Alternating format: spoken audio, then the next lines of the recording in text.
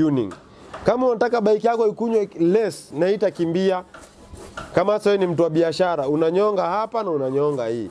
Hiyo ndio inaitwa tuning. Ukinyonga moja, uache nyingine ikiwa imefunguka itakunywa. Ukifungulia nyingine, uache nyingine ikiwa imejifunga, bado pia itakunywa. Lakini ukifunga moja na ufunge nyingine, haitakunywa. Ama ukifungulia moja na ufungulie nyingine, bado pia haitakunywa. Kwa sababu unafungulia ukitaka mbio. Hiyo ni reason number 1, pikipiki yako inakunywa mafuta. Unapelekea fundi wako, unamwambia wewe ninyongee mafuta. Yeye anaenda na kunyongea tu kwa hii shindano peke yake. Hakunyongei hii knob. Na baadaye mafundi wengi hawajui kutumia hii knob. Na hii ndio knob ya upepo, lazima unyonge zote mbili. Hapo nao nimewachanua.